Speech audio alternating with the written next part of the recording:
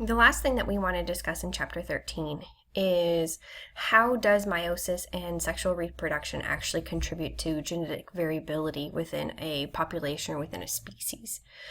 So really the original source of genetic diversity comes from accumulation of mutations. These are single or multiple nucleotide changes in the actual sequence of genes that are encoded in an organism's DNA. Now, mutations can create different versions of genes, and we call these different versions of a gene alleles. This is a really important term that we're going to take with us into chapter 14. So, for example, you can have the gene that codes for eye color, and there's a brown-eyed allele, and there's a blue-eyed allele. It codes for the same trait, eye color, but it is a slightly different version of the gene. One results in blue eyes, one would result in brown eyes. And then on top of that, when gametes are formed, you end up reshuffling these alleles. You end up mixing both through the production of gametes and through sexual reproduction, which alleles, which versions of a gene end up in which organism.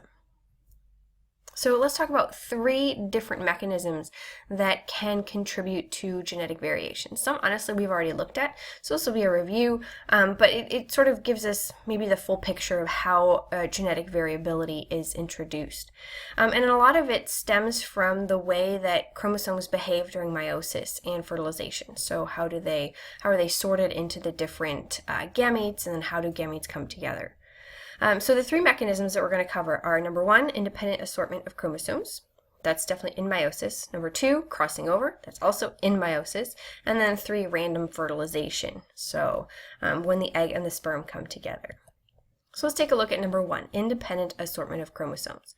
So remember that in meiosis 1, right, you have this process of synapsis that takes place where the homologous chromosomes pair up. When they pair up, they can go through crossing over, and then they stay stuck together when the chromosomes are lined up at the metaphase plate in metaphase 1. Now, the way that individual pairs of homologous chromosomes line up at that metaphase plate is completely random. So for example, on this slide, we're looking at a really simple cell. This simple cell has, it's a diploid cell, so 2 sets of chromosomes, a blue set from the dad and a red set from the mom.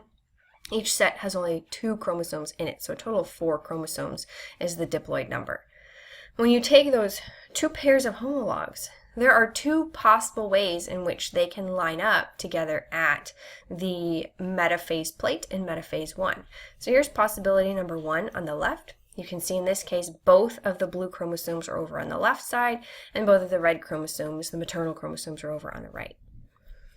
Possibility number 2 here on the right side of the slide, here's where you can have a mix. You can have 1 blue and 1 red chromosome on either side of the metaphase plate.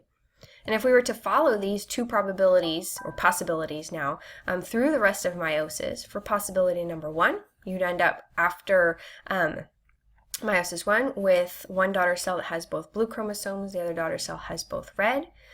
Possibility number 2 gives you 1 of each. This cell has a long blue and a short red. This one has a long red and a short blue. These are all different daughter cells already at the end of meiosis 1. Now, taking those cells all the way through into meiosis, at the end of meiosis 2, now we unduplicate the chromosomes, and so we end up with 1, 2, 3, and 4 possible different combinations of how you can organize those chromosomes that result in different versions of the daughter cells.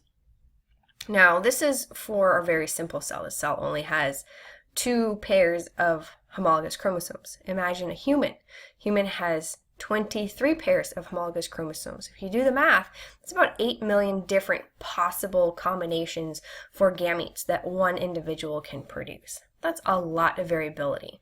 And that's, again, just stemming from how do you organize the different homologous chromosomes at that metaphase plate in metaphase 1. On top of that, that's not taking into consideration crossing over. Crossing over is the second way in which we can introduce genetic variability. So remember, crossing over allows non-sister chromatids to exchange parts of their DNA. And when this happens on one DNA molecule, you have DNA that was inherited from both the mom and the dad. This produces what is called a recombinant chromosome, one that has a mixture of both maternal and paternal DNA. Right, and so in a human, for example, the longer the chromosome, the more frequently crossover events take place. But typically, you'll have anywhere from maybe 1 to 3 crossover events taking place for the larger chromosomes. All right, so just to take a look at a quick summary of crossing over, right? So this only happens in prophase 1 of meiosis 1, where you have the pairs of homologous chromosomes come together. That's synapsis. They form that tetrad. You can have then non-sister chromatids exchange parts of the DNA. That X-shaped region, remember, is called a chiasma. And once the homologous chromosomes separate during anaphase 1, you can see now that the non-sister chromatids on the inside there have both maternal and paternal DNA. As you take these cells then through the rest of meiosis, you'll see that the sister chromatids then get separated, and eventually they'll get packaged into individual daughter cells. Now this is a great example showing you how crossing over leads to genetically different daughter cells at the end of meiosis, right? They're not anywhere close to being identical to each other, definitely not identical to the original parent cell.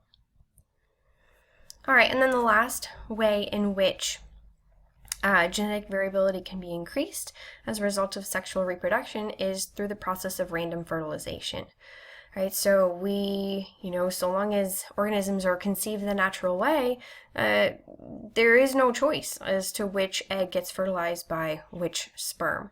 And so if you think about it, right, if each egg has 8 million different possible combinations and each sperm has 8 million different possible combinations, to have any one of those, any two of those come together to form a zygote, there's huge variability. So for just, one male and one female to produce an offspring, there could be 70 trillion different diploid combinations.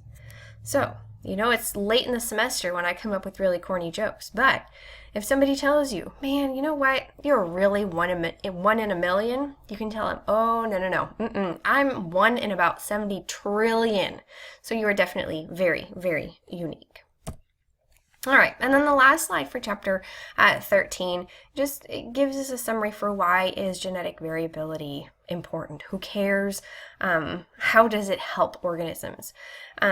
Well, really, natural selection depends on genetic diversity. Natural selection will allow for the accumulation of those genetic variations that are favored by the environment, that help organisms survive in their environment.